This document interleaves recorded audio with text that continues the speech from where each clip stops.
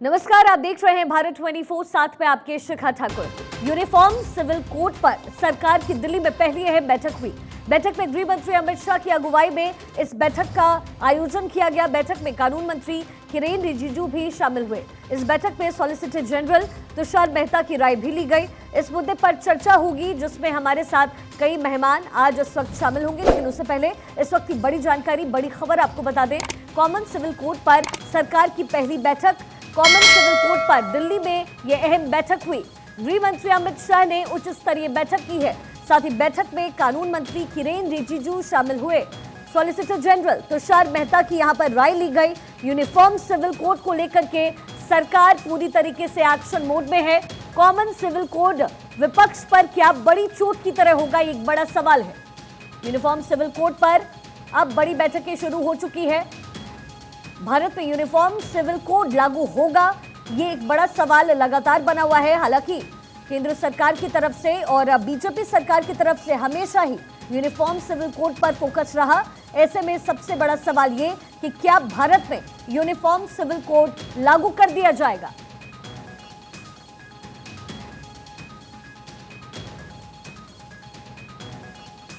आज इसी मुद्दे पर हम यहाँ चर्चा करने वाले हैं, बड़ी बहस करेंगे। अश्विनी दुबे सुप्रीम कोर्ट के एडवोकेट इस वक्त हमारे साथ मौजूद हैं। बाकी गेस्ट भी हमारे पास अब से कुछ ही देर बाद हमारे साथ शामिल रहेंगे इस चर्चा में। अश्विनी दुबे जी फिलहाल हमारे साथ हैं। बहुत स्वागत सर आपका भारत 24 पर। सर, अगर यूनिफॉर्म सिविल कोड को आम भाषा में समझा जाए तो यूनिफॉर्म सिविल कोड क्या कहता है, पहले हमारे दर्शकों को वो बताइए। देखिए, भारत में जाति और धर्म के आधार पर अलग अलग कानून और अलग अलग मैरिज एक्ट हैं और जिसके कारण सामाजिक ढांचा बिगड़ा हुआ है। तो यूनिफॉर्म सिविल कोड का मतलब यह है कि इस धर्म में रहने वाले हर पंथ के, हर मजहब के, हर रिचुअल को फॉलो करने वाले लोगों के लिए मैरिज को लेकर, उनके शादी को लेकर, उनके डाइवोर्स को लेकर, उनके इनहेरिटेंस को लेकर, उनके सक्सेशन को लेकर, प्रॉपर्टी राइट्स को लेकर, एडॉप्शन को लेकर एक जैसा कानून होगा।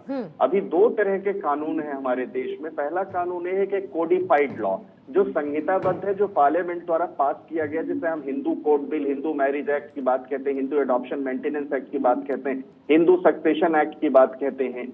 दूसरी तरफ एक पर्सनल लॉज, जो all India Muslim personal law 1937 के मुताबिक जो है, जो उनके पर्सनल लॉ रिलीजियस स्क्रिप्चर से निकले हुए कानून है, माने धार्मिक भावनाओं से, धार्मिक ग्रंथों से उपजे हुए जो कानून है, जो संहिताबद्ध नहीं है, जिनको लेकर के भी पार्लियामेंट का कोई कानून नहीं पास हुआ है। जैसे हिंदू धर्म में आप देखिए कि किसी को डाइवोर्स लेना है तो उसको अदालत जाना होगा। दूसरे धर्म में अगर आप देखिए तो डाइवोर्स लेने के लिए उनसे विशेष तरह की जो अदालतें हैं वहां जाना होगा। दूसरा, हिंदू धर्म में एक तरह, हिंदू माने हिंदू, जैन, सिख, बौद्ध और जितने भी हिंदू धर्म के मानने वाले अनुयायी हैं, वो उनको देखेंगे तो उनको अगर इनहेरिटेंस चाहिए प्रॉपर्टी में तो वो भी उनको अदालत जाना होगा। और दूसरे में क्या है कि मैरिज करने के लिए आपको अदालती प्रक्रिया की जो बात होती है, डाइवोर्स लेने के लिए अदालत जाने की जरूरत नहीं है। एक से ज्यादा शादियां वहां अलाउड हैं। यहाँ हिंदू धर्म में देखेंगे तो एक शादी के बाद दूसरी शादी, पहली पत्नी के रहते हुए दूसरी शादी करना जो है वो अपराध है। 10 साल तक की सजा है, वो बायगेमी की श्रेणी में आता है। लेकिन वहाँ 4 शादियां दूसरे धर्मों में इसकी इजाजत देता है। तो ये एक रूपता है, एक समरूपता है, एक जैसा कानून जो संविधान की मूल भावना है, जो पर्सन और पर्सन के बीच में डिफरेंस नहीं पैदा करता, जो भारत के हर नागरिक को एक जैसा मानता है, उन सबके लिए एक जैसा कानून हो। इसके लिए जो है समान नागरिक संहिता की बात चल रही है। जिस तरह से क्रिमिनल लॉ में आप देखिए आपराधिक कृत्य करने के लिए एक ही जैसा कानून है, लेकिन सिविल लॉ में तमाम तरह के कानून है। तो उनको एक करने के लिए जरूरी है कि यूनिफॉर्म सिविल कोड देश में लागू। चलिए, ठीक है अश्विनी जी। और संविधान के हिसाब से क्या चैलेंजेस इसके बाद सरकार के पास रहेंगे, इस पर भी हम आपसे चर्चा करेंगे। अमित मिश्रा हमारे कंसल्टिंग एडिटर इस वक्त हमारे साथ यहाँ स्टूडियो में मौजूद। साथ ही डॉक्टर कुशल मिश्रा बीजेपी प्रवक्ता भी इस वक्त मेरे साथ यहाँ पर इस चर्चा का हिस्सा बने हुए हैं। सबसे पहले अमित जी आपके पास आते हुए, चूंकि ये एक बड़ा चैलेंज है सरकार के लिए भी, यूनिफॉर्म सिविल कोड लाना, जहां उस देश में जहां हर धर्म के लोग हैं और पहले से ही उनकी विधा के हिसाब से अपने अपने धर्म के यहाँ पर कानून लागू कर दिए गए हैं। हालांकि हमेशा कोर्ट तक लोग पहुंचते हैं, बट ये एक बहुत बड़ा चैलेंज अभी फिलहाल सरकार के लिए है। बिल्कुल। और सरकार ने, शिखा देखें, बीजेपी ने इस बात को अपने प्रमुख एजेंडे में भी रखा था और उस एजेंडे को अब कैसे इंप्लीमेंट किया जाए उस पर ये पहली बैठक है जिसमें कानून की राय ली गई है। तुषार मेहता ने अपने कानूनी तर्क निश्चित तौर पर उस बैठक में दिए होंगे। सबसे बड़ी बात है जिसका जिक्र आप कर रही थी कि विभिन्न धर्म, भाषा, संप्रदाय के लोग हैं यहाँ। सेकुलर स्ट्रक्चर कहा जाता है, इस फेडरल स्ट्रक्चर में सेकुलरिज्म है, तो उस हिसाब में और संविधान ने कई सारी मान्यताओं पर अपनी मुहर भी लगाई है जो मान्यताएं लोगों के बीच व्याप्त हैं। तो ऐसे में कॉमन सिविल कोड एक चैलेंज तो है, लेकिन सरकार, चूंकि इससे पहले भी आपने देखा धारा 370 हटाना भी एक चैलेंज था सरकार के लिए, लेकिन सरकार उस पर कटिबद्ध थी। सरकार आई आगे, संसद में पास भी कराया और अब वो कुल तरीके से, पूरी तरीके से जमीन पर वो लागू है। तो कॉमन सिविल कोड भी इस तरह के ही व्यापक कठिनाइयों से गुजरेगा, लेकिन सरकार की अगर कटिबद्धता रहेगी तो निश्चित तौर पर संवैधानिक संशोधन और संसद से इसको, विधायी शक्ति संसद चूंकि देती है, तो संसद से इसको पास कराना बहुत जरूरी है। इस विषय में जो नया विधेयक आएगा, नया कानून आएगा, वो संसद से पास होगा और जाहिर सी बात है वो सुप्रीम कोर्ट की उस पर जो कानूनी टिप्पणी होगी वो भी आएगी, क्योंकि लोग मानेंगे नहीं। और जैसे ही सरकार इस दिशा में कदम उठाना शुरू करेगी, लोग इसके खिलाफ जाएंगे कोर्ट। तो कानूनी तौर पर ये कितना ठहरेगा उस विषय में किरण रिजिजू और तुषार मेहता ने आज की बैठक में अपने तर्क दिए हैं और सरकार की कटिबद्धता इस विषय में दिखती है कि वो आगे जाना चाहती है कॉमन सिविल कोड को लेकर। चलिए ठीक है। डॉक्टर कुशल मिश्रा, बीजेपी प्रवक्ता भी हमारे साथ इस वक्त जुड़े हुए हैं, साथ ही एक और खास मेहमान सैयद जावेद, पॉलिटिकल एनालिस्ट भी इस वक्त इस चर्चा का हिस्सा है। डॉक्टर कुशल मिश्रा, आपके पास आते हुए, चूंकि जैसे मैं और अमित दोनों ही इस बात को डिस्कस भी अभी कर रहे थे कि सरकार के लिए एक बहुत बड़ी चुनौती है और फिर वोट बैंक ये सबसे अहम हो जाता है किसी भी पॉलिटिकल पार्टी के लिए। 2024 में आम चुनाव होने हैं, ऐसे में आपको क्या लग रहा है आपकी पार्टी के लिए कितना चुनौतीपूर्ण है यूनिफॉर्म सिविल कोड लाना? हालांकि बीजेपी सरकार की तरफ से हमेशा, केंद्र सरकार की तरफ से हमेशा यूनिफॉर्म सिविल कोड पर फोकस किया गया है। देखिए, हम जब लोकसभा इलेक्शन में, अपने इलेक्शन में जाते हैं और जाते रहे हैं पहले भी, तब से हमारे घोषणा पत्र में रहा है कि हम यूनिफॉर्म सिविल कोड को लाएंगे, धारा 370 खत्म करेंगे। कुछ इश्यूज रहे हैं जिसके लिए भारतीय जनता पार्टी जानी जाती है, ये उनमें से एक इशू है। और मुझे नहीं लगता है कि लोकतंत्र में अगर डेमोक्रेसी के थ्रू इलेक्ट होकर आए हैं और सारी कानून व्यवस्थाओं को देखते हुए, और चूंकि डायरेक्टिव प्रिंसिपल जो हमारे कॉन्स्टिट्यूशन का, जो B.R. अम्बेडकर जी ने बनाया है, उसके आर्टिकल 14 में डायरेक्टिव प्रिंसिपल ये कहता है कि जब भी सही समय आए हमें भारत में एक कॉमन सिविल कोड लानी चाहिए। तो ये एक संवैधानिक प्रक्रिया है, मुझे नहीं लगता कि इसमें लीगली कोई प्रॉब्लम है। बट ये है कि एक समय होता है हर चीज का, और मुझे लगता है कि धीरे धीरे वो समय आ रहा है, लोगों की चीजें बदल रही हैं और सोचने का तरीका भी बदल रहा है। तो मुझे लगता है कि अगर लोकतंत्र की ताकत किसी भी सरकार के साथ है, तो मुझे लगता है कि वो अपनी जो भी वादा करके हम आए हैं उसको लागू करना, हमारी कटिबद्धता और प्रतिबद्धता दोनों है। हम उसको लागू करने की पूरी कोशिश करेंगे और जिसके लिए बहुत सारे कदम पहले भी उठाए जा चुके हैं। आप देखिए कि 18 अक्टूबर 2022 को सुप्रीम कोर्ट में एक एफिडेविट देकर के बोला गया है कि हम इसको लागू करना चाहते हैं। इसके अलावा फरवरी 2000 निशिकांत दुबे जी जो हमारे मेंबर ऑफ पार्लियामेंट है, उन्होंने 4 फरवरी 2022 में पार्लियामेंट में सवाल पूछा कि इस पे क्या हो रहा है, तो ये बोला गया कि 22वीं विधि आयोग के लिए ये मामला भेजा गया है। तो इस पे एक मतलब बृहद रूप से एक ओपन माइंड से चर्चा की जा रही है। इसीलिए अलग अलग स्टेट में जहां भी इलेक्शन हो रहे हैं वहां पे ये भी कहा जा रहा है कॉमन सिविल कोड के लिए माहौल बनाने की कोशिश की जाएगी, ओपन में डिस्कशन होगा, लेकिन डॉक्टर कुशलकांत जी, मेरा सवाल ये है कि चूंकि आम चुनाव होने वाले हैं, ऐसे में लगता है आपको कि अगर यूनिफॉर्म सिविल कोड उससे पहले लाया जाता है तो इससे वोट बैंक पर फर्क पड़ेगा? ये मेरा सवाल है, क्योंकि पॉलिटिकल पार्टीज को ये एक बड़ा मुद्दा रहा है यूनिफॉर्म सिविल कोड का। देखिए, अगर हम किसी चीज को अपने घोषणा पत्र पर लाते हैं, यानी कि जो लोग हमें वोट करेंगे वो लोग उस विचार को समर्थन करेंगे, तो अगर ये मेरे लिए कहना बहुत डिफिकल्ट है आज कि कब आएगा, लेकिन हाँ ये आएगा, ये तय है, क्योंकि वो हमारे घोषणा पत्र का हिस्सा है। और जहां तक रही वोट बैंक की बात आप कर रही हैं, तो वो मैं जाति और धर्म के बियॉन्ड जाके कह रहा हूँ। बहुत सारे लोग कॉमन सिविल कोड का समर्थन करते हैं और बहुत थोड़े लोग विरोध करते हैं। हाँ। तो अगर ज्यादा लोग समर्थन करते हैं तो डेमोक्रेसी तो यही है ना कि जो मेजॉरिटी चाहे, संवैधानिक तरह से चाहे, और जिसमें किसी को कोई नुकसान ना हो और लॉ एंड ऑर्डर की व्यवस्था बनी रहे, तो वो लागू होना चाहिए। चलिए ठीक है तो कौशल अगर जी, ऐसा समय आएगा तो जरूर होगा। चलिए बने रहे आप हमारे साथ। सैयद जवाद पॉलिटिकल एनालिस्ट भी इस वक्त हमारे साथ मौजूद हैं।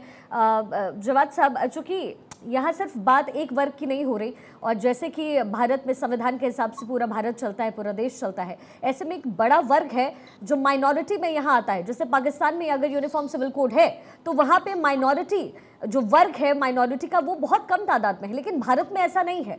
भारत में हमेशा चीज़ें कॉमनली चलती है। ऐसे में आपको क्या लगता है, आपके हिसाब से, आपके स्टडीज के हिसाब से, कि यहाँ क्या कुछ बदलाव होगा, क्या कुछ हो सकता है यूनिफॉर्म सिविल कोड को लेकर? मैडम, पहले तो मुझे आपत्ति है कि भारत की तुलना जो है वो पाकिस्तान से करी जा रही है। पाकिस्तान जैसे मुल्क की तुलना अगर भारत से करी जा रही है तो मेरे लिए बहुत अफसोसनाक। नहीं जवाद साहब, आपने सवाल नहीं समझा, आपने सवाल नहीं समझा। शिखा ने कतई ये तुलना नहीं की थी। शिखा का ये कहना था सिर्फ कि भाई वहां एक तरीके से कॉमन सिविल कोड है, जो मुल्क मुस्लिम मुल्क के तौर पर जाना जाता है, वहां सिविल कोड है। जवाद साहब, पाकिस्तान, बांग्लादेश, और हमारी तुलना हो भी नहीं सकती, इंडोनेशिया, ये भारत की तमाम तुलना हो भी नहीं सकती। सर बोल लीजिए, आप ही बोल लीजिए, मैं तो 10 सेकंड नहीं बोल पाया। आपको करेक्ट कर रहे हैं जवाद साहब। आप अपना जवाब, आपको सवाल, जवाद जी आपको सवाल समझ आया? आप पहले ये बताइए, नहीं तो मैं दोबारा रिपीट करूंगी, प्लीज। नहीं मोहतरमा, मुझे सवाल भी समझ में आया और मेरा जवाब मैं खुद दूंगा। हाँ बिल्कुल दीजिए, इसी के लिए आप हैं। अपने सवाल खुद दूंगा। शुक्रिया बहुत बहुत आपका। देखिए क्या है, मुझे एक बड़ा मशहूर शेर है, वो भारतीय जनता पार्टी पे याद आता है कि वो झूठ बोल रहा था बड़े सलीके से, वो झूठ बोल रहा था बड़े सलीके से, मैं एतबार ना करता तो क्या करता। देखिए भारत की खूबसूरती जो है वो बहुत ज्यादा डाइवर्सिफिकेशन में है। यहाँ पर तरह तरह के लोग रहते हैं, तरह तरह की भाषाएं हैं, तरह तरह के खान पान है, तरह तरह के रीति रिवाज है।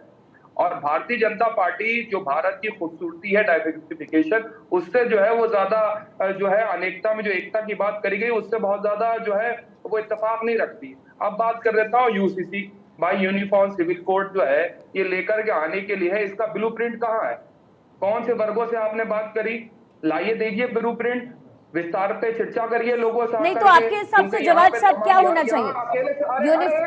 रुकिए जवाद साहब, पहली बात ये कि आप चिल्लाना बंद कीजिए ना। सवाल समझ रहे हैं आप, सिर्फ चिल्लाने आए।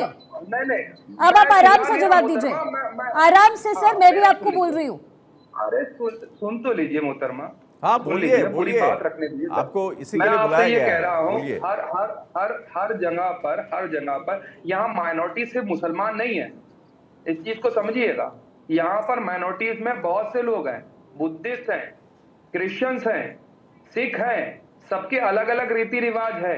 ब्लूप्रिंट आया नहीं, जैसी चुनाव आते हैं बीच बीच में आप जो है ये जिनसे जो है बोतल से भूत निकालते हैं और उसको चुनाव में, अभी आपने हिमाचल चुनाव के अंदर भी देखा था, ये अपना जो है लेकर के गए थे कि भाई यूसीसी लेकर के आ रहे, क्या हुआ? अब कर्नाटक चुनाव से फिर पहले एक जो है वो फेंका जा रहा। इनकी हालत खुद इनकी समझ में नहीं है, खुद सरकार बहुत कंफ्यूज है यूसीसी। जवाद साहब मैं ये आपसे जानना ये चाहती हूँ, यूनिफॉर्म सिविल कोड का अगर आपसे व्यक्तिगत तौर पे पूछा जाए तो आप विरोध क्यों कर रहे हैं?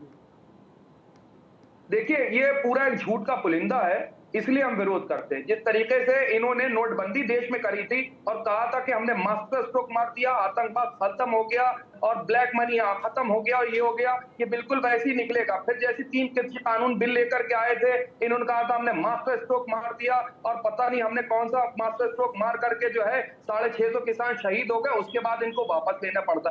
असल में गवर्नमेंट किसी से डिस्कशन करना नहीं चाहती। यूसीसी लेकर के आइए, मनादी नहीं है, लेकिन आप डिस्कशन करिए सारी कम्युनिटी के बीच। तो आपका ऐतराज कॉमन सिविल कोड पर नहीं है, आपको ये लगता है कि उसमें सब पक्षों की राय ली जाए, ब्लूप्रिंट पर चर्चा हो, आपका कहना यही है। तो सरकार ने उस दिशा में तो कदम उठाया है, आज पहली बैठक हुई है, ब्लूप्रिंट तैयार होगा, आपसे उस विषय में मशविरा भी किया जाएगा। लेकिन एक चीज जो है, जिसकी जगह स्पेस जो है वो भारत के संविधान में है और उस बात से कोई भी इनकार नहीं कर सकता। जो डायरेक्टिव प्रिंसिपल में आर्टिकल 44 है वो ये कहता है कि भाई हाँ, अगर किसी के कोई पर्सनल ओपिनियन है तो स्टेट उसको देख सकता है, यानी जो देश और उसका कानून है वो उसमें निहित हो सकता है। तो इस विषय में एक ओपन चीज तो रखी गई है ना सैयद जवाद साहब? जी यही बात मैं लेकर के आ रहा था। अब आप देखिए, स्टेट को भी कानून बनाने का अपना अधिकार है, हर स्टेट के पास ये पावर है, ये ताकत है, हर मुख्यमंत्री के पास ये ताकत है, पावर है कि वो अपने स्टेट में क्या कानून बनाएगा। Correct me if I am wrong. और ये मुख्यमंत्री के ऊपर, उसकी कैबिनेट के ऊपर डिसाइड करता है कि भाई जैसे गुजरात के अंदर एग्जांपल के तौर पे, गुजरात एक ड्राई स्टेट है, वहां पर जो है भारतीय जनता पार्टी की सरकार है, वहां पर शराब जो है वो आप नहीं बेच सकते। लेकिन दूसरी भारतीय जनता पार्टी की जहां पर सरकार है, हरियाणा हो गई, मध्य प्रदेश हो गई, उत्तर प्रदेश हो गए, वहां शराब जो है लीगल है। तो हर स्टेट को है। तो अब आप क्या कर रहे हैं, हर स्टेट की पावर छीनने की कोशिश हो रही। चलिए इसका जवाब कौशल जी से ले लेते हैं। तो देश को गुमराह कर रहे हैं आप। चलिए देश को गुमराही की तरफ ले कौशल जी, देश को गुमराह कर रही है सरकार, जवाब जी ऐसा कह रहे, गंभीर आरोप। शिखा जी और अमित जी, और मैं बड़ा खुश हूं कि एटलीस्ट जो हमारे राजनीतिक विशेषज्ञ हैं वो इस बात से इत्तेफाक रख रहे हैं, उन्हें कॉमन सिविल कोड से कोई समस्या नहीं है, वो उसके इम्प्लीमेंट करने के तरीके की बात करें। सरकार भी यही कह रही है कि हम कोई कॉमन सिविल कोड ऐसा नहीं कल ला खड़ा कर देंगे, हम जहां जहां स्टेट में गवर्नमेंट आ रही है वहां पे इसको एक सोशल इशू और एक पब्लिक का मुद्दा बना रहे हैं, पब्लिक में ओपिनियन ला रहे हैं। और इसी वजह से, और अगर हम इसमें मैं उम्मीद करता हूं, जब बार साहब अगर आप ध्यान दें तो जब पंडित जवाहरलाल नेहरू 1954 में जब द्विविवाह में केरला में केस सरला मृदुल ने एक फैसला दिया था, और उसमें उन्होंने ये कहा था कि पंडित जवाहरलाल जी को जरूरी है कि कॉमन सिविल कोड ना, ये 52 की बात बता रहा हूं मैं, ये मैं नहीं कर रहा हूं, ये कोर्ट का आदेश है। उसके बाद अगर देखें 1995 23 जुलाई 2015 में सुप्रीम कोर्ट ने अलग अलग मामलों में कॉमन सिविल कोड को लाने की बात कही है। इसके अलावा 1997 में एक पादरी है श्री जॉन विलमेंट, उन्होंने आर्टिकल 32 के तहत एक याचिका दायर की थी जिसमें भी सुप्रीम कोर्ट ने कॉमन सिविल कोड लाने की बात कही है। और समस्या क्या है कि जब लोग इसको एक तुष्टीकरण की राजनीति बना देते हैं, जैसा कि आपने और हमने देखा कि जब सुप्रीम कोर्ट ने एक शाहबानो महिला थी जिसके महिला राइट को प्रोटेक्ट करते हुए सुप्रीम कोर्ट आई, और एक कांग्रेस गवर्नमेंट ने उस समय सुप्रीम कोर्ट के जजमेंट को पलटते हुए एक पॉपुलिस्टिक पॉलिसी लागू की जिसमें उन्होंने बिल्कुल शाहबानो केस में सुप्रीम कोर्ट के जजमेंट को पलट दिया। तो यहां से दिक्कत आती है जब आपको कॉन्स्टिट्यूशन से ऊपर आपका अपना वोट बैंक लगने लगता है और आप उसको आंख बंद करके फॉलो करते हैं, दिक्कत तब आती है। और जहां तक रही भारतीय जनता पार्टी की बात, भारतीय जनता पार्टी के घोषणा पत्र में है और उसको वो ग्रेजुएटेड वे में ला रही है, लोगों के बीच में विचार कर रही है। जैसे मेरे मित्र कह रहे थे जब्बार साहब, मैं उनकी बात का सम्मान करता हूं, सारे सेक्शन में इसकी बात होनी चाहिए, ओपन डिस्कशन होना चाहिए और उसके बाद कानून आना चाहिए, और ऐसा ही होगा। अश्विनी दुबे, मैं आपके पास आऊंगी ये समझने के लिए कि ये पूरी प्रक्रिया क्या होगी, लेकिन उससे पहले अमित मिश्रा हमारे कंसल्टिंग एडिटर साथ मेरे। अमित, मैं इस बात को, जिस बात का जिक्र जवाब कर रहे थे कि उनका इल्जाम, उनका आरोप बीजेपी सरकार पर, केंद्र की सरकार पर यह है कि अपने अपने स्टेट्स के, अपने अपने मुख्यमंत्रियों के जो हक होते हैं उसको छीनने की कोशिश हो रही है यूनिफॉर्म सिविल कोड के जरिए। लेकिन ऐसा है क्या? अगर आप एक पूरे देश को देखें, पूरे संविधान को देखें, तो ये तमाम राज्यों के लिए एप्लीकेबल होता है। क्या ऐसा है कि अलग अलग राज्यों से उनके हक को छीना जा रहा है यूनिफॉर्म सिविल कोड के जरिए? बिल्कुल नहीं। देखिए, सवाल यह है कि जो पर्सनल लॉ हैं आपके, उसको रिप्लेस करना ही यूनिफॉर्म सिविल कोड है। और एक तरह से आप देखें कि जैसे ट्रिपल तलाक का इशू था, वो पारित होता है, कोर्ट जाता है, कोर्ट में दलीलें होती हैं और ट्रिपल तलाक पर एक तरीके से रोक लगा है, उसे एक कानूनी तौर प्रक्रिया भी दी गई।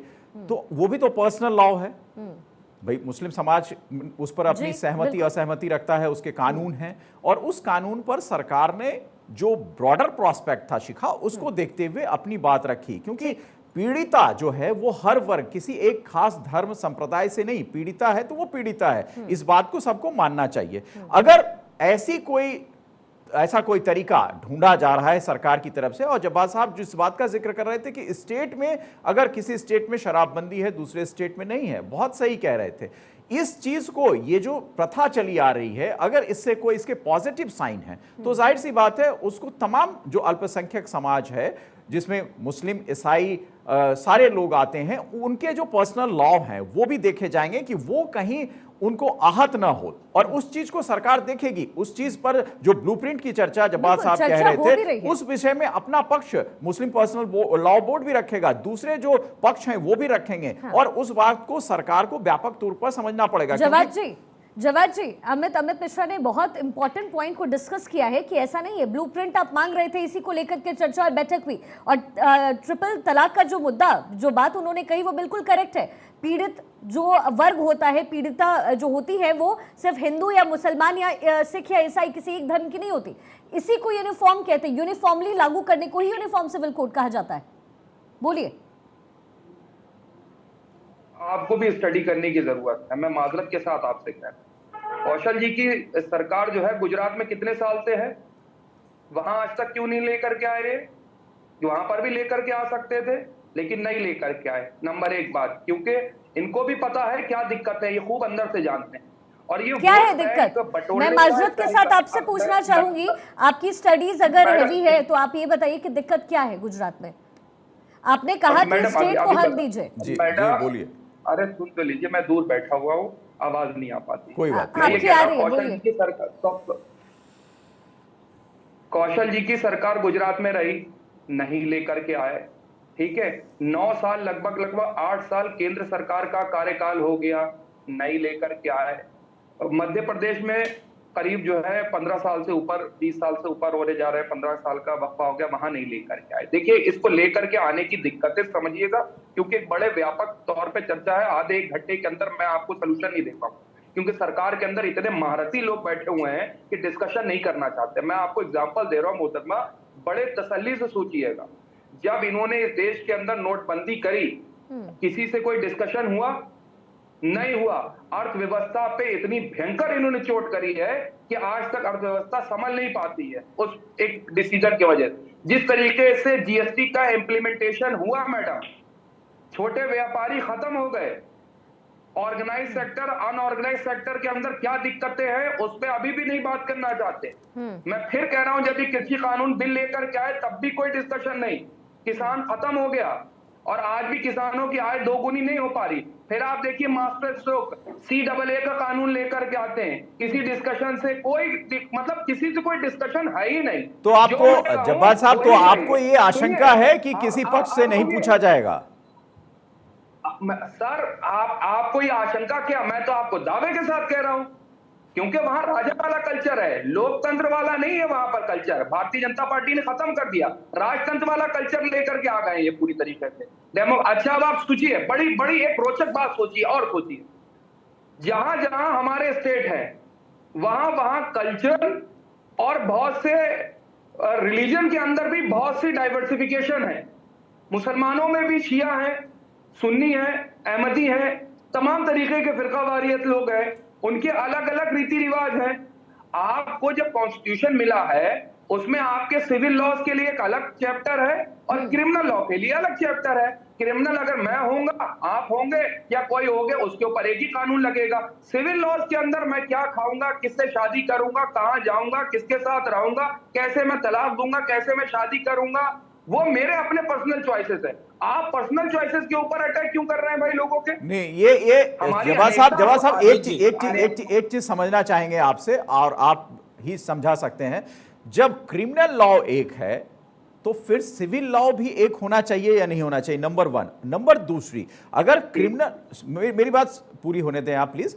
और अगर मान लीजिए कि हम CRPC IPC में यकीन रखते हैं, तो फिर क्या जरूरी है फिर पर्सनल लॉ की? क्योंकि फिर आपको भारत के संविधान के तहत जो कानून आप मान रहे हैं, अगर थाने आप जा रहे हैं, FIR आप दर्ज करा रहे हैं, तो अगर आपके पर्सनल लॉ का भी कहीं कोई उल्लंघन होता है तो उसको लेकर तो फिर आप उसी थाने में जाएंगे जहां पर्सनल लॉ के आपका प्रोटेक्शन होगा। ये बात, और इस बात को ही आप समझा दें कि फिर आपका क्या रुख है इस विषय पे, क्योंकि ये लोग समझना चाहते हैं कि आखिर विरोध किस चीज का है। अगर civil law, common civil code सरकार लाना चाहती है तो आपको विरोध है, तो उसकी वजह क्या है? अच्छा सुन लीजिए, बहुत अच्छा सवाल करा आपने, बहुत अच्छा सवाल करा। तसल्ली से जवाब भी सुनिए इस चीज का। मेरी जो चॉइसेस है, मुझे क्या खाना है, क्या पहनना है, किसके साथ रहना है, मुझे शादी कैसे करनी है, ठीक है, ये तो मेरे पर्सनल हक है। और इससे पहले के कॉन्स्टिट्यूशन जो हमारा संविधान दिया हुआ है, जो आधिकारिक मूल दिए हुए हैं, क्या लोग उसको नहीं मान रहे हैं? अरे भाई, आज भी मर्डर करना गलत बात है ना, उसके ऊपर चीजें, लेकिन क्या मर्डर होना रुक गए? अभी आपने देख लिया क्रिमिनल के ऊपर क्या हुआ उत्तर प्रदेश के अंदर। किसने, क्या सरकार ने जो है अपनी संविधान की जो शपथ ली, सुन लीजिए सर, संविधान की शपथ ली माननीय मुख्यमंत्री जी ने, क्या संविधान का 100% माननीय मुख्यमंत्री जी पालन कर रहे हैं? लॉ एंड ऑर्डर मेंटेन हो रहा है उत्तर प्रदेश में? दोषी होंगे या नहीं होंगे? होंगे ना। तो भाई इसी के लिए तो कोर्ट है। अगर देखिए सवाल आप डिबेट मैं जो आपसे समझना चाह रहा हूं, आप उस पे तफसील से बताएं कि अगर मान लीजिए ये तो मुद्दा ही नहीं है ना। अगर आप मान लीजिए कि भाई कोर्ट तो इसीलिए है ना कि अगर आपका के अधिकारों का हनन हुआ, आपके राइट हनन होते हैं या कोई क्रिमिनल एक्टिविटी होती है तो उसके तहत जो धाराएं हैं उसी के लिए तो कोर्ट है। अगर कहीं भी उल्लंघन होगा तो कोर्ट, आप भी कोर्ट जाते हैं, सारे लोग कोर्ट जाते हैं। यही तो कहने की कोशिश कर रहा हूं सर, इस देश में कोर्ट मौजूद है, अदालतें मौजूद है, यही तो भारत की खूबसूरती है। और उस खूबसूरती को कुचलने का काम आप क्यों करना चाह रहे हैं? तो उस खूबसूरती पर आप भी यकीन करें ना। अगर कोर्ट में मामला, कोर्ट अगर इस विषय में दिशा निर्देश दे रहा है तो फिर तो नहीं कि सरकार जो भी बिल लेकर के आ जाएगी मैं उसका समर्थन करने लगूंगा। चलिए ठीक है जवाद साहब, अभी मुझे लगता है कि इसके लिए लंबा इंतजार करना होगा। ब्लूप्रिंट आपने मान लिया, अभी तो पहली बैठक हुई है। हमारे साथ आचार्य प्रकाश जोशी, धर्मगुरु भी इस वक्त हमारे साथ जुड़ गए हैं। आचार्य जी मैं आपके पास आऊंगा, इससे पहले अश्विनी दुबे लगातार हमारे साथ बने हुए। अश्विनी जी, जो चेंजेस स्पेसिफाइड होगी उसको लेकर के जब यूनिफॉर्म सिविल कोड आता है, इसको लेकर के सुप्रीम कोर्ट तक ये पूरा मामला पहले भी पहुंचता रहा है, क्या बदलाव होगा संविधान में, कैसे संशोधन की जरूरत पड़ेगी और क्या इसका रूल एंड रेगुलेशन होगा, इसके बारे में आप जानकारी दीजिए। देखिए, सबसे पहले ये समझिए कि जरूरी नहीं है कि जो हिंदू लॉ है वो हिंदू लॉ थोपा जाए। सारे रिलीजन के जो अपने रिचुअल्स जो परफॉर्म करते हैं और जो बेस्ट प्रैक्टिसेस है, वो बेस्ट प्रैक्टिसेस को उसमें इनकलकेट किया जाएगा। दूसरा, आज गोवा एक ऐसा देश का राज्य है जहां पिछले 2 दशक से सक्सेसफुली यूनिफॉर्म सिविल कोड प्रो स्ट्रीट में प्रैक्टिस हो रहा है। सुप्रीम कोर्ट ने भी जस्टिस एस.ए. बोबडे की बेंच ने कहा यह बड़ा शाइनिंग एग्जांपल है इसी देश का एक ऐसा राज्य। तीसरा, जब हमारे कॉन्स्टिट्यूशन फ्रेमर्स, जब उस समय संविधान सभा में बहस चल रही थी तो भारतीय संविधान के अनुच्छेद 44 के सब क्लॉज 4 में यूनिफॉर्म सिविल कोड का स्पष्ट रूप से उल्लेख इसीलिए किया था क्योंकि उस समय नेहरू जी को भी काफी विरोध का सामना करना पड़ा था उस समय धर्मावलंबियों के द्वारा। तो किसी एक कंसेंसस पर पहुंचे और उन्होंने राज्यों के विजडम पर इस बात को छोड़ा। और राज्यों के विजडम पर राज्य भी लेजिस्लेट कर सकते हैं और सेंट्रल गवर्नमेंट भी लेजिस्लेट कर सकती है। सेंट्रल गवर्नमेंट अगर मान लीजिए कि सेंटर इसको लेजिस्लेट करता है तो पूरे भारत के हर व्यक्ति के लिए लागू होगा। अब जब इसी देश में पुलिस एक्ट एक है, इसी देश में इंडियन एविडेंस एक्ट एक है, इसी देश में इंडियन पीनल कोड एक है, क्रिमिनल प्रोसीजर कोड एक है, प्रिवेंशन ऑफ करप्शन कोड एक है, तो फिर प्रॉपर्टी के लिए, इनहेरिटेंस के लिए, सक्सेशन के लिए, अडॉप्शन के लिए, विभिन्न शादियां करने के अलग अलग कानून क्यों? अगर हम अनेकता में एकता का नारा लगाते हैं तो कानून में एक रूपता से आपत्ति क्यों है? ये सबसे बड़ा सवाल है। और ये इसलिए जरूरी है कि अगर हिंदू महिलाओं को वन ऑफ द फाइनेस्ट कानून है तो बाकी धर्म की महिलाओं को कानून है। और तीसरी बात, हिंदू का मतलब सिर्फ हिंदू नहीं है, बौद्ध भी हैं, जैन भी हैं, सिख भी हैं, जो भी लोग हिंदू रिलीजन से निकले हैं वो सब हैं। चलिए, यूनिफॉर्म सिविल कोड पर हम लगातार चर्चा कर रहे हैं। गेस्ट का बड़ा पैनल हमारे साथ मौजूद, अमित मिश्रा हमारे कंसल्टिंग एडिटर इस वक्त स्टूडियो में, डॉक्टर कौशल कांत मिश्रा बीजेपी प्रवक्ता हमारे साथ, सैयद जवाद पॉलिटिकल एनालिस्ट आप भी हमारे साथ, और आचार्य प्रकाश जोशी धर्मगुरु हमारे साथ इस वक्त मौजूद है। एक बार फिर से आप सबका बहुत बहुत स्वागत है इस चर्चा में। आचार्य प्रकाश जोशी, आपके पास आते हुए, यूनिफॉर्म सिविल कोड को लेकर सालों साल से चर्चा होती रही है भारत में। आपके हिसाब से भारत में यूनिफॉर्म सिविल कोड की जरूरत क्यों?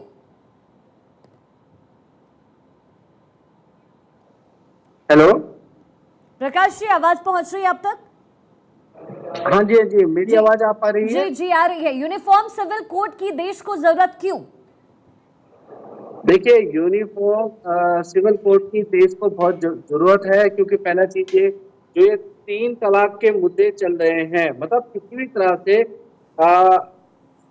यूनिफॉर्म सिविल कोड सिर्फ तलाक के मुद्दे में ही नहीं काम करता, गोद के मुद्दे में भी काम करता, उत्तराधिकार के मुद्दे में भी काम करता है। तो मेरे हिसाब से समान नागरिक संहिता होनी चाहिए और इतना ये देश हिंदू का है, उतना ही मुसलमान का भी है, उतना ही सिख का भी है, उतना ही ईसाई का भी है। सबको एक जैसे कानून की आवश्यकता है। मेरा ये मानना है ऐसा नहीं होना चाहिए कि हिंदुओं के लिए तो 2 शादी अपराध है, जेल हो जाती है, और दूसरे धर्म, कोई भी धर्म है 3-3 4-4 शादियां कर रहे हैं, ऐसा नहीं होना चाहिए। सब एक कानून व्यवस्था के अंतर्गत आने चाहिए और सबके साथ में एक जैसा कानून लागू होना चाहिए। तो ये जो पहल हो रही है ये अत्यंत बहुत अच्छी है।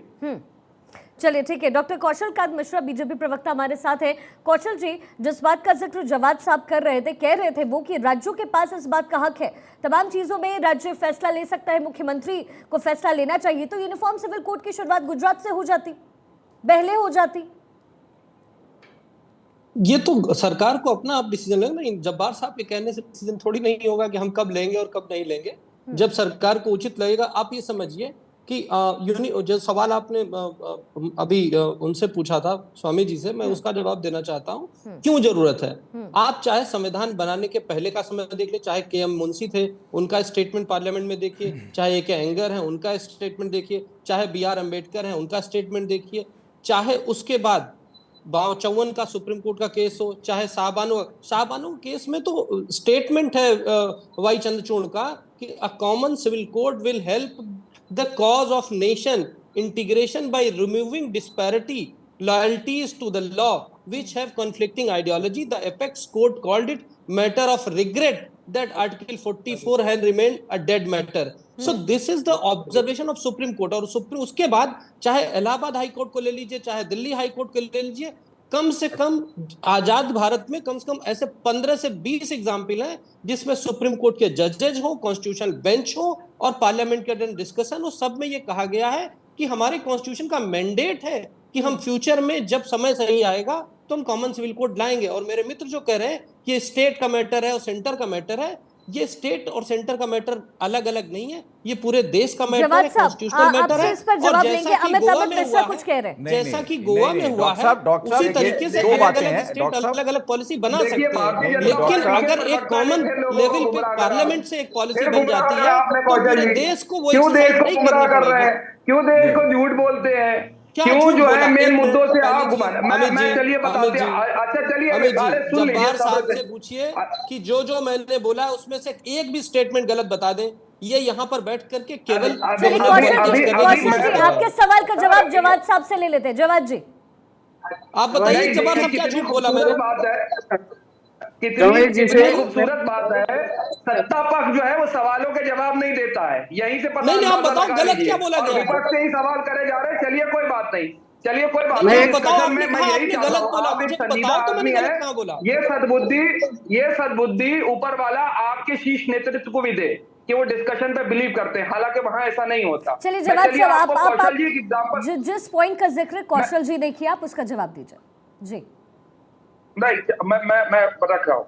देखिए कौशल जी बड़ी खूबसूरती से घुमाते हैं बातों को, इसमें तो एक्सपर्ट है। मैं आता हूँ जवाब के ऊपर। घुमाने की अभी अरे सरकार सुन तो लीजिए यही एक्सपर्टीज हमारे पास, ये हुनर नहीं होता, वरना हम उधर होते और आप इधर होते। अगर यही हुनर हमारे पास होता, आप मुद्दे पर आइए। मैं जवाब की तरफ आ रहा हूँ।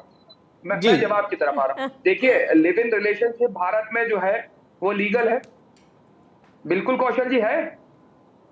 लोग लिव इन रिलेशन में रह सकते हैं जी। लिव इन रिलेशन से अगर मान लीजिए कोई लीगल है, कितने लिव इन रिलेशन में बंदा रह सकता है ये कोई बताया किसी ने? तो उस पे बार-बार कोर्ट ऑब्जर्वेशन तो दे रहा है। रुकिए लिव इन रिलेशन, फिर आपका जो मंशा है मैं उसको जानता हूं। फिर आप घूमेंगे 3 शादियों की तरफ और 2 शादियों की तरफ, ठीक है? आप घूमेंगे। लिव इन रिलेशनशिप जो आपने इजाजत दे रखी है, जिसमें अगर कोई संतान उत्पत्ति होती है तो उसके राइट्स नहीं पता चलेंगे, कौन किसके राइट्स होगा। लेकिन शादी के अंदर तो हमें ये पता होता है ना कि ये हमारी संतान है, इसमें हमारे ये राइट्स है, उसको वो राइट्स मिलेंगे उस चाइल्ड को आने वाले समय में। लेकिन लिव इन रिलेशनशिप आपने यहाँ पे अलाउ कर रखा है। आपको जवाब दे देता हूं। और उसके बाद अगर कोई संतान उत्पन्न होती है तो उसके तो राइट्स नहीं पता चलेंगे। और कितने अगर कोई 2 शादियां कर ले, आज का सोशल सुनिए आज से 70 साल अरे सुन लीजिए, और लिव इन रिलेशनशिप के बेसिस पे कॉन्स्टिट्यूशन नहीं चलेगा। नहीं, एक चीज साफ इसमें और हो जानी चाहिए, अलग-अलग अपने ऑब्जर्वेशन साफ हो जानी चाहिए। आप लिव इन रिलेशनशिप को सोसाइटी जिस बात का में जिक्र बीजेपी के प्रवक्ता कर रहे थे डॉक्टर मिश्रा, वो सारे कोर्ट के ऑब्जर्वेशंस हैं। हाँ, वो सारे कोर्ट के ऑब्जर्वेशंस हैं। कोर्ट ने विभिन्न समय पर दूसरे मुकदमों की सुनवाई में अपना पक्ष रखा और जजेस उसके लिए स्वतंत्र होते हैं अपने ऑब्जर्वेशन देने के लिए। वो निर्णय नहीं होता है, वो ऑब्जर्वेशन है, अपनी प्रतिक्रिया है जज की और उस विषय में वो संज्ञान लेते हैं। नंबर 1। नंबर दूसरी बात जो आप कह रहे हैं कि भाई अगर लिविंग को आपने इजाजत दी है तो फिर दूसरे मुद्दों को देखिए, दोनों चीजें कोर्ट की तरफ से तय हुए हैं जब्बार साहब। ये कोई ट्रिपल तलाक का भी मामला कोर्ट गया, लिविंग का भी मामला कोर्ट गया है। ये वो कोर्ट के डिसीजन है, लिव इन रिलेशनशिप कोर्ट का डिसीजन है सर। हाँ बिल्कुल, वही मैं कह रहा था, कोर्ट के डिसीजन है, लेकिन अगर कोर्ट के डिसीजन है। सिविल कोर्ट में क्या है, अगर कोई अपनी मर्जी से 2 शादी कर ले या 3 शादी कर ले किया गया है और लिव इन तो रिलेशनशिप इतने नहीं है, उसके लिए भी प्रावधान है, उसके लिए भी प्रावधान है कि आप एक शादी को जब तक खत्म नहीं करते तब तक दूसरी पे आप नहीं जा सकते। ये प्रावधान है भाई साहब, ये प्रावधान है जब्बार साहब। लेकिन जवाद साहब आप जिस मेजर पॉइंट को रख रहे हैं कि लिव इन में अगर संतान की उत्पत्ति होती है तो कोर्ट क्या कहता है? सुप्रीम कोर्ट ने जवाद साहब साफ तौर पर स्पष्ट किया है कि अगर लिव इन रिलेशनशिप में संतान की उत्पत्ति होती है तो उस संपत्ति पर, उस बच्चे का, दोनों की ही संपत्ति पर अधिकार होगा। अगर 2 से ज्यादा है उसके रिलेशन, जितने जो कोर्ट प्रूव करेगी अगर संतान तो होगा। ऐसा नहीं है मैडम, आपको नहीं पता। सर जवाब साहब आपको सब पता है, हमें कुछ नहीं पता। मैं तो सुप्रीम कोर्ट ने जो कहा है वो बता रही हूँ। जवाब साहब मुझे अच्छा बताएं आप जवाब साहब, फिर मैं बताता हूँ, बताइए। सुन लीजिए मैडम, लिव इन रिलेशनशिप कोई शादी नहीं है और कॉमन सिविल कोड पे आइए। आप संतान उत्पत्ति का जिक्र कर रहे थे जवाब साहब, मैंने उसका जवाब दिया कि उस बच्चे का हक संपत्ति पर होगा, अलग कैसे है? मैं स्टूडियो में नहीं हूँ, आपकी आवाज भी नहीं आ रही, कौशल जी की आवाज नहीं आती। एक एक करके बोलेंगे तभी मैं बोल पाऊंगा। 3 लोग एक तरफ से पूछेंगे, मैं कहाँ से जवाब दे पाऊंगा? आप सबसे ज्यादा बोल रहे हैं, ठीक है। एक सेकंड कौशल जी, एक बार सुन लेते हैं प्लीज जवाब जी को। जी आप अपनी बात पूरी कीजिए। मैडम देखिए, अगर किसी ने 2 शादियां करी है, फॉर एग्जांपल, हमारे यहाँ शादी जो है वो जन्म जन्मांतर का रिश्ता नहीं है, हमारे यहाँ शादी एक कॉन्ट्रैक्ट है। जी बिल्कुल। अगर हमारे यहाँ एक डिवोर्स हो गई, ठीक है, और उससे कोई आपके पास संतान भी उसके वाइफ है, तो आपका प्रॉपर्टी में जो पहली वाइफ से आपके बच्चे हैं उस पे भी आपके प्रॉपर्टी का राइट रहेगा और आपकी वाइफ का भी राइट रहेगा। दूसरी जो आपकी वाइफ होगी जिससे आप दूसरी शादी करेंगे उसके ऊपर भी प्रॉपर्टी का राइट होगा और उस बीवी के भी राइट होंगे। लेकिन रिविल रिलेशनशिप में ऐसे कोई राइट का मामला अभी तक आया नहीं है कि आप उसको जो है जाकर के मुआवजा भी देंगे, चीजें भी करेंगे। पूछिए कहाँ लिखा हुआ है यहाँ पर? नहीं आप जवाब साहब आप 2 चीजों को मिक्स कर रहे हैं, 2 चीजों को मिक्स कर रहे हैं। अरे मिक्स नहीं कर रहा हूँ, मिक्स नहीं कर रहा हूँ। पहली बात आप सुनो, पहली बात ठीक है, आप अपनी बात पूरी करिए। आपने अपनी बात, शिखा जो कह रही थी वो बात बिल्कुल सही है और आप उसको समझने की कोशिश करें। यहाँ 2 मामले अलग अलग हैं, दोनों को आप जोड़ रहे हैं। आपके यहाँ जो कानून है उसके तहत आप शादियां कर सकते हैं और उसको चैलेंज भी दिया गया है। दूसरी बात, जब आप शादी करते हैं तो एक शादी के खत्म होने के बाद ही आप प्रोसीड करते हैं दूसरी शादी के लिए। ये आपके यहाँ कानून नहीं है क्योंकि आप पर्सनल लॉ को मानते हैं। और जो लिविंग की बात है उसको भी सुने आप। वो कोर्ट ने ये अख्तियार दिया है कि अगर कोई संतति, मतलब जो उनके पेरेंट्स हों, वो उनको अख्तियार है कि वो गोद ले सकते हैं, अडॉप्ट कर सकते हैं। तो ये अडॉप्शन और उसके बाद की क्या प्रक्रिया होगी, क्योंकि मामला कोर्ट में लंबित है इस विषय में। ना गलत कोट कर रहे हैं सर, गलत कोट कर रहे हैं। माफ करिएगा, मैं आपकी बात से इत्तेफाक नहीं कर रहा। नहीं, आप दोनों चीजों को मिला रहे हैं, वो दोनों चीजें अलग हैं। से भागने की कोशिश कर रहे हैं और लिव इन रिलेशनशिप पे आ रहे हैं। अगर इन्होंने कहा हमारे में, इनमें एक मैरिज होती है जिसको मोटा मैरिज बोलते हैं, जिसमें 3 महीने का कॉन्ट्रैक्ट होता है, उसके बाद बीवी बदल दी जाती है। तो क्या वहां पे फीमेल के फंडामेंटल राइट नहीं है?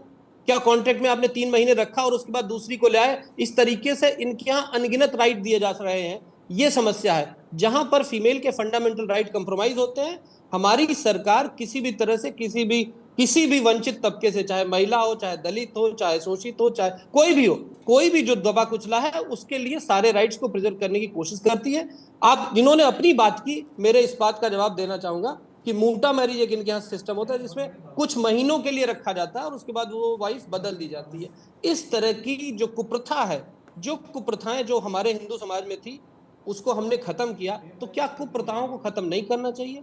फंडामेंटल राइट्स के थ्रू, जो फीमेल का एक फंडामेंटल राइट है, उसके लिए क्या सोसाइटी को इवॉल्व नहीं होना चाहिए?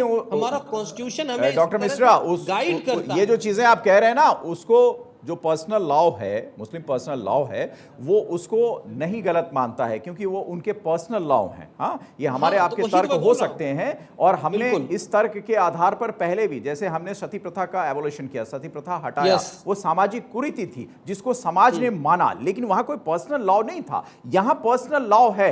उनका कहना क्या है कि आप हमारे पर्सनल लॉ में इंटरवीन कर रहे हैं, और ये इंटरवीन तब तक हमें मंजूर नहीं होगा जब तक ऑन बोर्ड आप हमसे सहमति इस विषय में नहीं ले लेते हैं। ये मुस्लिम समाज और दूसरे जो अल्पसंख्यक समाज हैं, जिसके अपने रीति रिवाज हैं, जिसके अपने धार्मिक प्रथाएं हैं, उसका वो उल्लंघन मानते हैं। इसलिए ये चीज उनकी तरफ से जो कही जा रही है, अभी वो डिबेट में नहीं है, लेकिन उनकी जो बात थी वो मैं आपको समझाने की कोशिश इसलिए कर रहा हूं कि उनका ये व्यू पॉइंट है कि हमारे पर्सनल लॉ में आपका हस्तक्षेप है, क्योंकि ये दो चीजें अलग है। सामाजिक कुरीति अलग है, पर्सनल लॉ अलग है।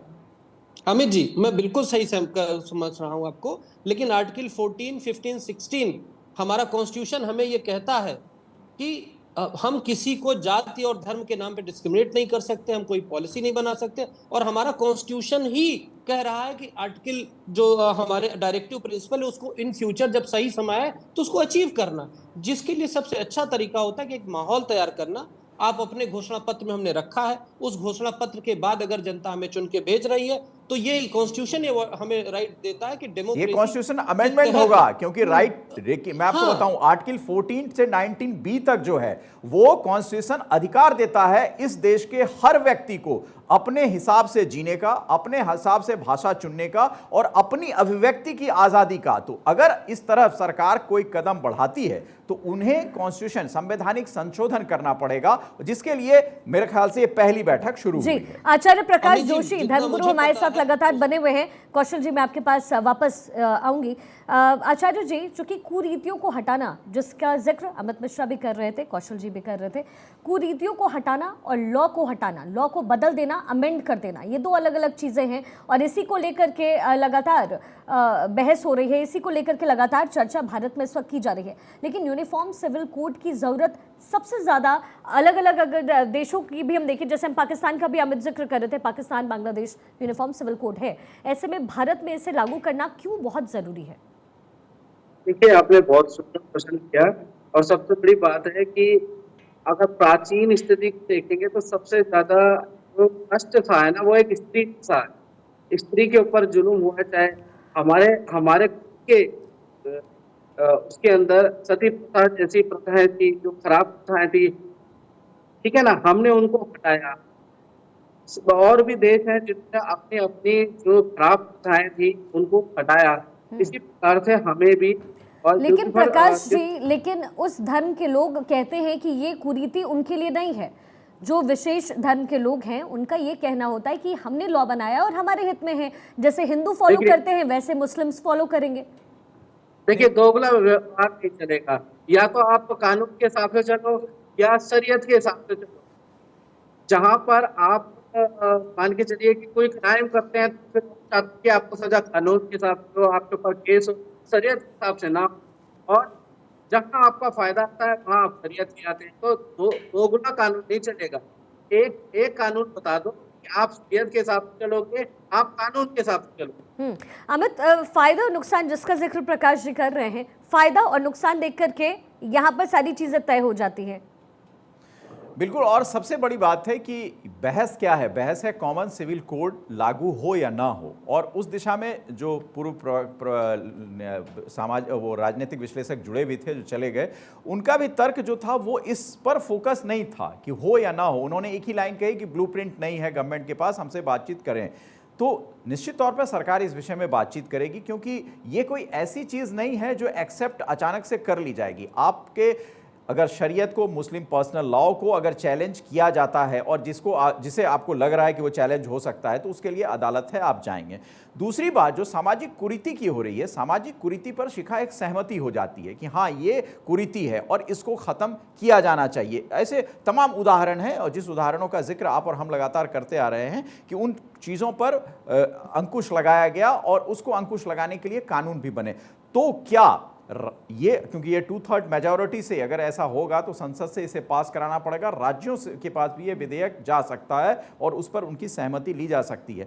तो क्या इस विषय में सरकार इतनी तैयारी के साथ जुड़ रही है? निश्चित तौर पर उन्हें एक ब्लूप्रिंट तैयार करना पड़ेगा, क्योंकि गोवा से लेकर और गुजरात तक और आंध्र प्रदेश से लेकर अरुणाचल तक इस सारे एक कानून के तहत आएंगे। तो वहाँ के जो प्रोविंशियल धार्मिक कानून हैं, जो वहाँ धर्म के मानने वाले लोग हैं, उनको इतनी जल्दी ये बात हजम हो जाएगी, नंबर 1। और दूसरी बात, क्या उसके लिए सरकार उनको तैयार कर रही है? क्योंकि मानसिक रूप से तैयार होना इस विषय में सबसे ज्यादा जरूरी है। हाँ। कि अगर आप किसी धर्म के ऊपर किसी कानून को रखते हैं तो आप उस मानसिकता पर पहले जाइए कि हाँ, हम मानसिक तौर पर ये पक्का करते हैं कि हाँ, हमारे लिए कानून प्रथम है और धार्मिक जो भी प्रतिबंध हैं वो द्वितीय हैं। तो ये सरकार की तरफ से बहुत जरूरी है कि इस मैसेज को क्लियर करना। कौशल जी, कितनी तैयार है आपकी पार्टी? जिस बात का जिक्र अमित जी कर रहे हैं कि पूरी तरीके से मेंटली तैयार करना बहुत जरूरी है, क्योंकि यहाँ विविधता में एकता है, तो ऐसे में कितने तैयार हैं आप?